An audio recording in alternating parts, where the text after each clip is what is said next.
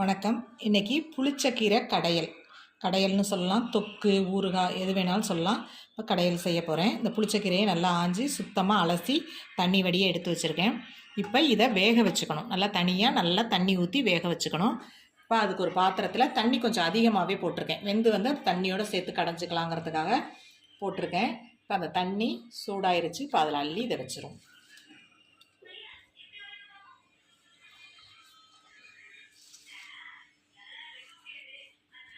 நல்லா வெந்து வரட்டும். குக்கரில் போடுறவங்க கூட குக்கரில் போட்டு ஒரு விசில் விட்டுக்கலாம். குக்கரில் போட்டு ஒரு விசில் விடுறதுனால விட்டுக்கலாம். ஆனால் பாத்திரத்திலே வேக வைக்கிறதுனால ஈஸியாக வெந்துடும். இப்போ இதில் ஒரு 1/4 டீஸ்பூன் மஞ்சள் போடணும். ஒரு 1/4 டீஸ்பூன் மஞ்சள் தூள். இது இப்போ நல்லா கலந்து விட்டுருவோம். நல்லா வெந்து வரட்டும். தட்டு போட்டு மூட வேண்டாம், கீரையை மூடக்கூடாது. அதனால் இது நல்லா வெந்து வரட்டும். அதுக்குள்ளே இப்போ இதுக்கு ஒரு பொடி நுணுக்க போகிறோம். என்னென்ன போட்டு நுணுக்கிறோங்கிறத பார்க்கலாம். 1 ஸ்பூன் கடுகு,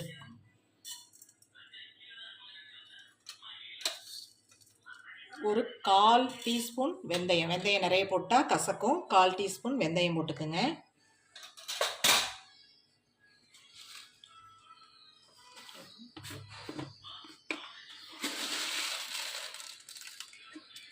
ஒரு டேபிள் ஸ்பூன் மல்லி,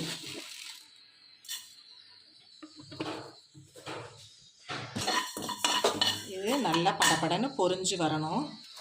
இதில் ஒரு 1/4 டீஸ்பூன் ஜீரகம். ஜீரகத்தை மட்டும் கொஞ்சம் லேட்டாக போடுங்க, ஏன்னா ரொம்ப பொரிஞ்சு வந்துருச்சுன்னா மருந்து வாசனை அடிக்கும். இதெல்லாம் பொரியிற நேரம் போட்டிங்கன்னா ஜீரகம் பொரிஞ்சு வந்துடும். இது நல்லா செவந்து பொரியணும். படப்படன்னு கடுக்கெல்லாம் அந்த பாருங்கள் பொரியிற சத்தம் கேட்குது பாருங்கள். இது மாதிரி எல்லாம் பொரிஞ்சு வரணும். நல்லா இப்போ பொரிஞ்சு வந்துருச்சு. இப்போ ஸ்டவ் ஆஃப் பண்ணிட்டீங்கன்னா அந்த சூட்லேயே எல்லாமே பொரிஞ்சு வந்துடும். இதை பொரிஞ்சோன்னே ஆற வச்சுட்டு நல்லா பவுடர் பண்ணி எடுத்து வச்சுக்கோங்க. நல்லா பவுடராக பண்ணி எடுத்து வச்சுக்குவோம். கீரை நல்லா வெந்துருச்சு. இப்போ இந்த தண்ணியை வேஸ்ட் பண்ணிடக்கூடாது. இந்த தண்ணியை தனியாக வடிகட்டி வச்சுக்கோங்க, கீரையை தனியாக வடிகட்டி வச்சுக்கோங்க. இந்த தண்ணியோடு சேர்த்து போட்டு கடைஞ்சோம்னா கடைய முடியாது. லாஸ்ட்டாக தண்ணியை ஊற்றிக்கலாம். தண்ணியை வேஸ்ட் பண்ணி கீழே ஊற்றிடணும்.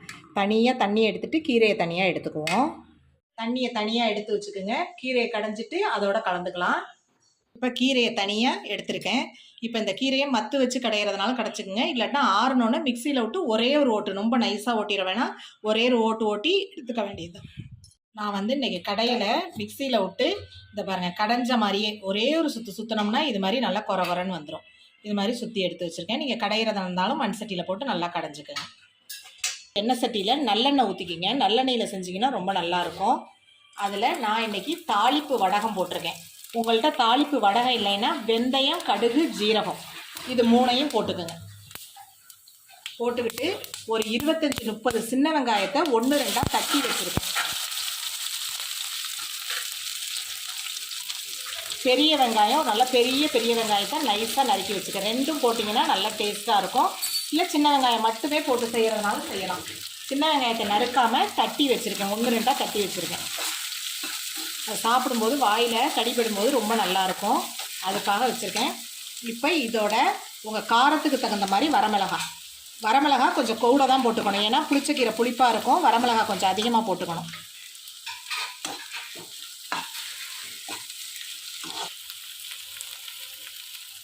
புளிச்சக்கீரையில் என்னதான் புளிப்பு இருந்தாலும் நம்ம ஒரே ஒரு சின்னோண்டு சைஸ் புளி போட்டோம்னா அந்த டேஸ்ட் நல்லாயிருக்கும். இதோட போட்டு வதக்குங்க. இல்லைன்னா கீரையோடு போட்டு ஒரு அரைக்கிறதுனால அரைச்சிக்குங்க.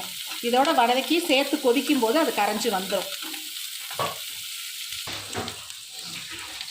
இப்போ நம்ம நுணுக்கி வச்சுருக்க மல்லி, ஜீரகம், வெந்தயம் இந்த பொடியை போட்டுக்குவோம்.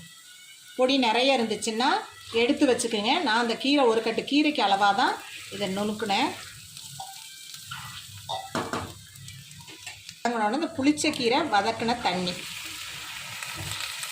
அதை ஊற்றிக்கும்.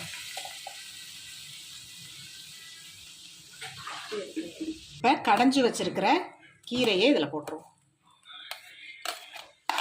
இப்போ எல்லாம் சேர்ந்து கொதிக்கும்போது இந்த புளிச்சக்கீரைக்கு தேவையான அளவு கல் உப்பு போடுங்க. இப்போ நல்லா கொதித்து சுண்டி வரட்டும்.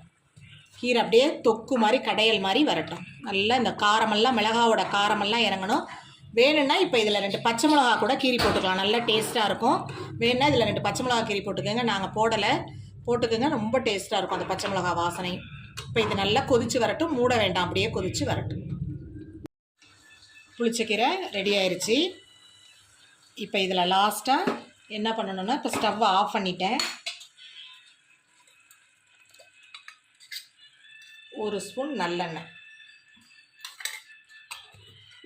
ஊற்றி அப்படியே கலந்து விட்டிங்கன்னா நல்லா நல்லெண்ணெய் வாசனையோட நல்லாயிருக்கும். இதை சாதத்தில் போட்டு சாப்பிடும்போது நல்லெண்ணெய் ஊற்றி சாப்பிட்டிங்கன்னா நல்லாயிருக்கும். நெய்யெல்லாம் போட்டு சாப்பிடக்கூடாது, நல்லெண்ணெய் ஊற்றி சாப்பிடணும். இந்த மாதிரி தொக்கு பதத்துக்கு அப்படியே வந்துடணும். இதை 1 வாரம் 10 நாள்னாலும் அப்படியே வச்சுருந்து சாப்பிடலாம். எத்தனை நாள் வேணாலும், 1 மாதத்துக்கு கூட ஃப்ரிட்ஜில் வச்சு சாப்பிடலாம். புளிச்சக்கீரை பச்சடி ரெடி ஆகிட்டு, இது சாதத்தோட சுட சுட சாதத்தோட நல்லெண்ணெய் ஊற்றி சாப்பிடும்போது ரொம்ப டேஸ்ட்டாக இருக்கும். இந்த புளிச்சக்கீரை பச்சடி உங்களுக்கு பிடிச்சிருந்துச்சுன்னா லைக் பண்ணுங்கள், ஷேர் பண்ணுங்கள், கமெண்ட் பண்ணுங்கள், சப்ஸ்கிரைப் பண்ணுங்கள். மறக்காமல் பெல் பட்டனை கிளிக் பண்ணுங்கள். தேங்க்யூ.